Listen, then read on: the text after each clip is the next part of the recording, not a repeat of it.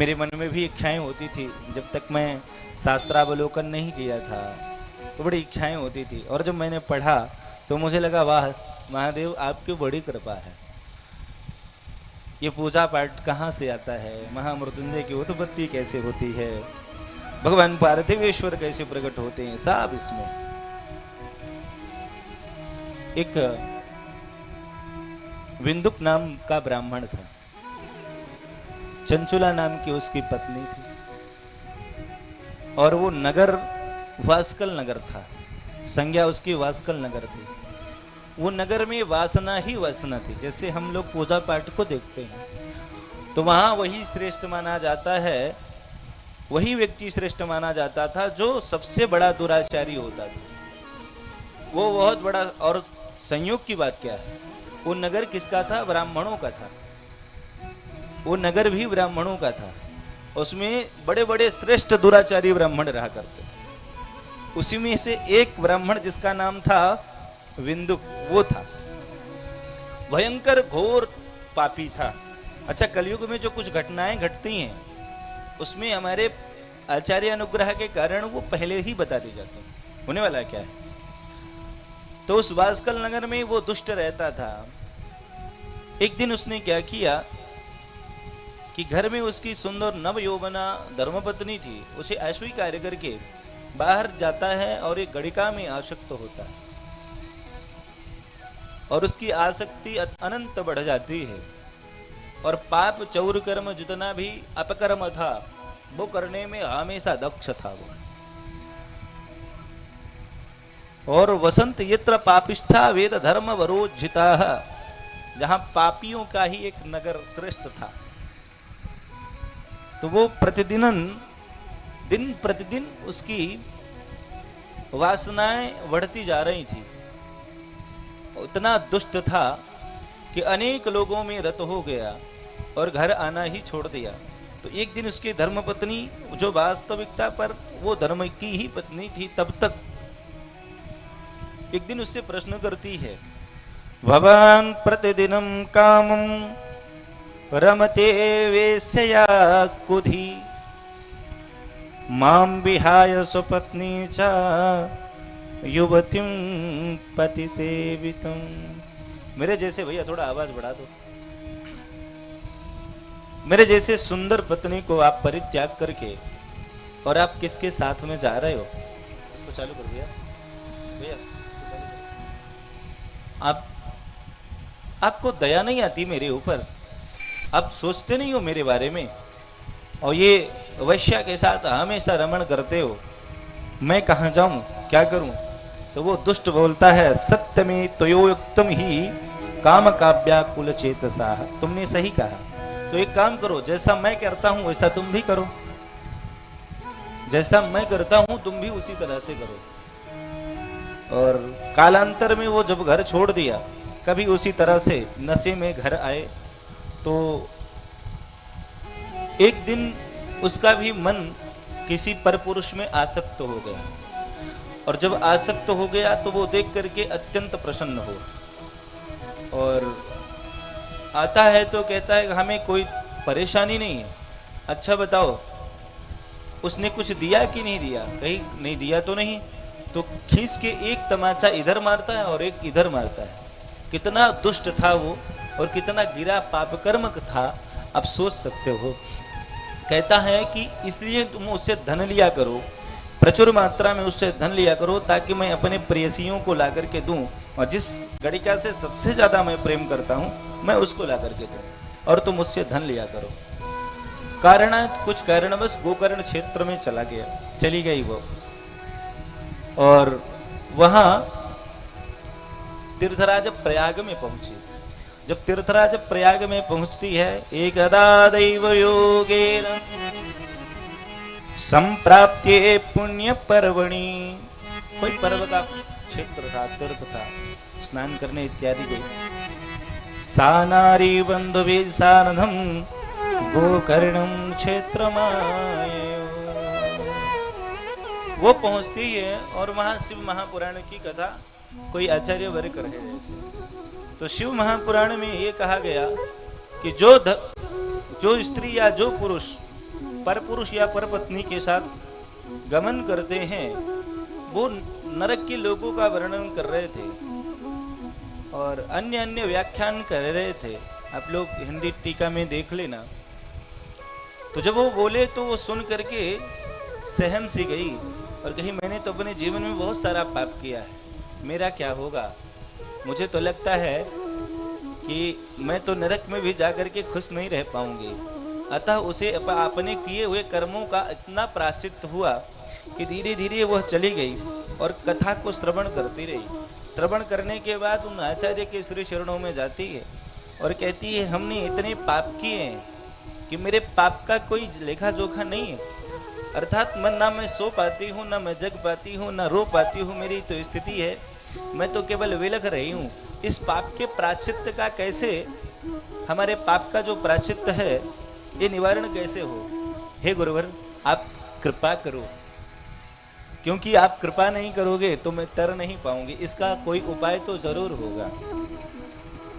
ब्रह्मन् शृणु सदव्रेत्या मजानं तां स्वधर्मकं श्रुतं मामुद्धरं स्वामिन् कृपां कृत्वा तुलामपि।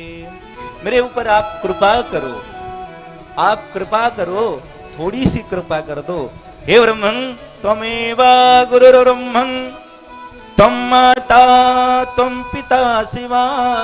आप मेरे माता, गुरु, बंधु सब कुछ हैं। इसलिए तो कहा जाता है गुरुर्ब्रह्मा गुरुर्विष्णु गुरुदेव महेश्वरा। हे गुरुदेव, हे महेश्वर, आप सब कुछ हैं। गुरु साक्षात परब्रह्मा, आप परब्रह्म का दर्शन कराने वाले हैं। हे परब्रह्म का दर्शन कराने वाले, तो बस एक कृपा कर दो मेरे ऊपर। उद्धरोद्धर मां दीनां त्वमेका शरणं गतम्। आपकी शरण में आई हूँ और उस जगह पे जाने के लिए पांव इत्यादि तो दर्द करते ही हैं, शरीर भी दर्द करता है और मर्म स्थलों को बार बार कुचला जाता है। ऐसा आपने कथा सुनाया। तो हे प्रभु, मेरा उद्धार कैसे हो? मेरे ऊपर कृपा करो, नेक कृपा कर दो, बस मैं तो बाहर ही जाऊं। हे नाथ, अब आप मुझे सन्मार्ग बता दो। आप अपने सदगुरु से अभ्यर्चना कैसे करते हैं, फल आपको वही मिलेगा। भगवान श्री हरि भी कहते हैं, तांस तांस कामान हरिर दद्यात्। हे नारायण, आप क्या देते हैं? तो हरि कहते हैं, तांस तांस कामान हरिर दद्यात्। यम यम काम आयने जना, यम यम काम आयते जनाः आराधितो तथैवेषां यथां पुंसो फलोदयः। ईश्वर हो तेरे हो। तो भगवान भी कहते हैं कि मेरे प्यारे, आप जिस भावना से मुझे जैसे मानोगे मिल तो जाएगी। कहे है किसकी? कहे पत्थर की। कहे जब पत्थर की मूर्ति है तो हमें बनाने की क्या जरूरत है, हम पत्थर को ही उठा लेते हैं। तो जन्ना जाट जी ले गए और अपने खेत में रखे।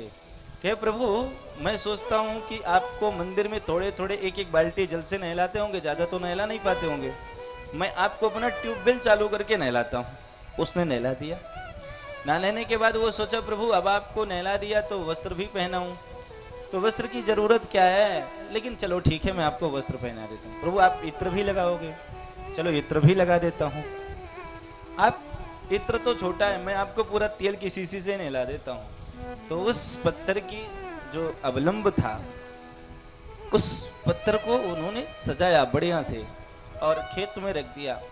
अब व्यवस्थित करने के बाद धर्मपत्नी को कहते हैं, ये देवी, जाट बुद्धि, जाट की बुद्धि घुटने में होती है ना, ऐसे लोग कहते हैं। यहाँ कोई है तो नहीं?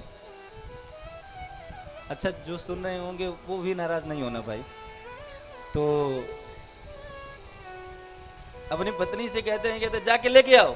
तो वो बेचारी 56 भोग, और ब्रज का कड़ी चावल बहुत प्रसिद्ध है, लेकर के आते हैं और कड़ी चावल को रख दिया और भी व्यंजन को बनाया और पकाना शुरू कर दिया। प्रभु अब भाई मूर्ति कहाँ से पाए? एक दिन तो तूने पूजा करी, एक दिन में भगवान तुम्हारे ऊपर कैसे प्रसन्न हो जाएंगे? एक दिन हो गया। अच्छा प्रभु, आपको मुझे लगता है कि ये कढ़ी पसंद नहीं आई, ज्यादा खट्टी होगी, दूसरी बना करके लाओ।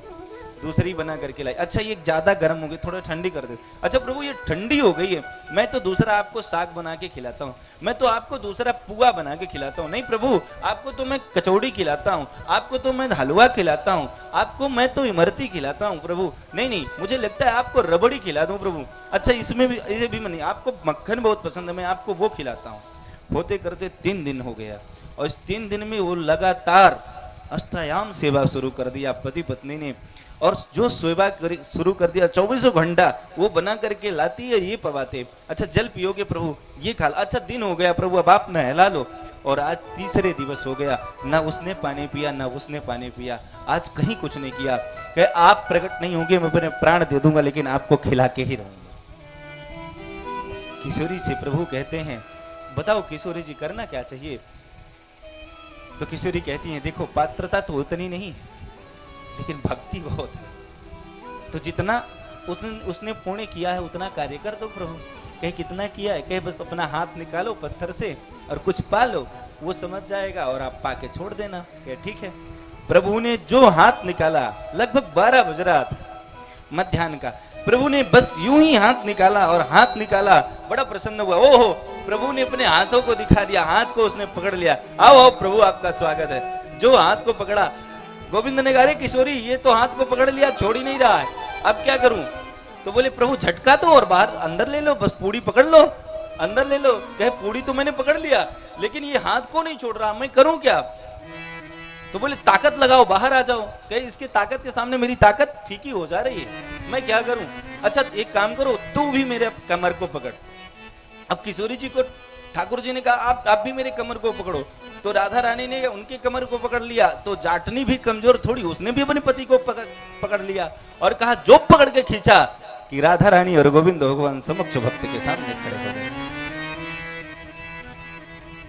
तो भक्ति आपकी ऐसी होनी चाहिए, ईश्वर से प्रेम आपका इस तरह से होना चाहिए। प्रभु पूजन को स्वीकार किए, और धन्ना जाट आज सुप्रसिद्ध भक्त हो गए। भक्ति होना चाहिए। आप या इन नयनों में नजर धापी तो है, बस आ जाओ, मैं तुझे देखना चाहती हूँ और किसी को ना देखूं। हे बाबा आप मेरे ऊपर कृपा करो। तो प्रभु आपको वो देते हैं। यहाँ उसने निवेदन किया है, गुरुदेव प्रसन्न हुए हैं और चंचुला को कथा सुनाना शुरू कर दी, शिव महापुराण की। चंचुला ने कथा सुना शिव महापुराण की। दृष्टया काले प्रबुद्धास्मि शिवानुग्रहतो वराम इमां शिव पुराणस्य श्रुत्वा वैराग्यवत कथा। शिव महापुराण की कथा वैराग्यवत सुनना चाहिए। आज में अनुष्ठान जरूरी नहीं है कि हम कथा इनको सुना रहे हैं, महत्वपूर्ण ये है कि कथा हम आप सबको सुना रहे हैं, और अनुष्ठान आप सबके यहाँ चल रहा है। और पवित्र ये कौन सा मास चल रहा है? पुरुषोत्तम और श्रावण 2 मास है। तो ये आप जान लो कि कल प्रतिपदा, आज द्वितीया है, द्वितीया ही है ना।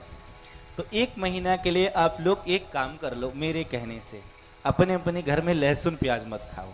आप सात्विक करोगे उतना व्रत हो, इतना तो कर सकते हो। और कथा श्रवण करो, कम से कम इतना कर लो बस। यदि इतना कर लेते हो तो पर्याप्त है। इतना मुझे लगता है पालन भी हो सकता है आराम से। तो जो आसानी से हो सके उसे पालन कर लेना चाहिए। और कथा तो गोकर्ण जी ने एक व्यक्ति को सुनाया था। किसको? धुंधकारी को। तरे सब थे। कथा परीक्षित को सुनाया था महर्षि सुखदेव ने, लेकिन तरे हम सब है और आज तरते ही जा रहे थे। और वही कथा वाल्मीकि रामायण महर्षि वाल्मीकि ने सुनाया है, लेकिन आज महर्षि वाल्मीकि के माध्यम से तरते कितने लोग हैं? राम जी को सभी जानते हैं, कौन नहीं जानता है मर्यादा पुरुषोत्तम के। यदि सर्वश्रेष्ठ मर्यादा का नाम लिया जाता है और किसी का चरित्र, किसी का चित्रण और किसी के स्वभाव ने सबसे ज्यादा किसी को आकृष्ट किया है तो राम जी का चरित्र है, वो राम का है और किसी का नहीं। किसी ने प्रभावित किया है तो वो राम जी ने किया है। तो कथा हम सुनते हैं, भाव से सुने, वो कथा हमारे हृदय तक बैठती है। और प्रेम से जब सुनाते हैं तो अजा अतो ही दुजपत्नीभ्याम तुम विषेभ्यो निवृत्ति, आज तुम मुक्त हो गए। एक दिन, दूसरे दिन, तीसरे दिन। अच्छा एक बात और बताऊं, आप लोग कथा श्रवण करने आते हैं, हमको थोड़ा सा कुछ लेके आया करिए। क्या रुपया वुपया नहीं चाहिए, ये देते हैं। बाकी आप लोग पुष्प और बिल्वपत्र अपने अपने घरों से लाया करो। जब आरती हो जाए लेके बैठ जाया करो, नहीं तो पहले आए तो पहले चढ़ा दिया, आरती हो जाए तो बाद में भगवान शिव के चरणों में अपने बिल्वपत्र को चढ़ा दे। बिल्वपत्र क्यों चढ़ाना चाहिए अभी तो कथा आएगी, पहले बता दूंगा तो हाँ, जो चीजें जहाँ की है वो वहाँ बताई जाए। पत्नी ने कथा सुना, द्विज पत्नी ने मुक्त हो गई, और यहाँ नहीं उसके लिए विमान आ गया, और विमान में अवरूह्य द्रुतमायातम प्रेषितम त्रिपुरारिणा और दिव्यम सुगणम संयुक्तम नाना शोभ समन्विता। भगवान श्री त्रिपुरारी ने अपने गढ़ों को प्रेषित किया। वो गढ़ लोग आते हैं, विमान में बैठाते हैं और ले जाते हैं भगवान शिव के परम लोक को। और जहाँ जाती है, जो देखती है भगवान शिव का एकदम शांत रस में प्रफुल्लता पूर्वक उनके प्रेम का उद्गार जागृत हो रहा। जहाँ नंदी भृंगी श्रृंगी आदि नृत्य कर रहे हैं, जहाँ वीरभद्र आदि भगवान की दिव्य रचना कर रहे हैं, और नंदी एक स्वर में भगवान श्री का निरंतर ध्येय कर रहा है, जहाँ माँ पार्वती और महादेव बैठ करके आनंद पूर्वक वार्तालाप कर रहे हैं, उसको स्वरूप को देखती है और कहती है, वाह मेरे गुरुदेव, आपने कृपा कर दिया। गुरु बिन भवनिधि तरई न कोई, जो विरंच शंकर सम हुए। गुरु आपके जीवन में बहुत जरूरी है। जितना आपके जीवन में गृहस्थी जरूरी है, पुत्र जरूरी है, पति जरूरी है, पत्नी जरूरी है, उतना ही आपके जीवन में गुरु भी जरूरी है। आपके जीवन में कोई गुरु नहीं है तो आपका जीवन निरर्थक है। इसीलिए कहते हैं दीक्षा संस्कार, दीक्षा को संस्कार कहते हैं। तो हमारी एक संस्कार में गुरु दीक्षा संस्कार है, जिसे हम ग्रहण करते हैं। और आज उसने गुरु दीक्षा को लिया, गुरु से अपनी कथा को सुनी, और जा करके कहाँ पहुंच जाती है, पार्वती मैया उसको तो देखती हैं तो कहती हैं, वाह तू कितनी परम शोभना है, तुझे तो मुझे लगता है अपने साक्ष्य रूप में स्वीकार करना चाहिए। और वो अपनी सखी बना लेती है मैया पार्वती।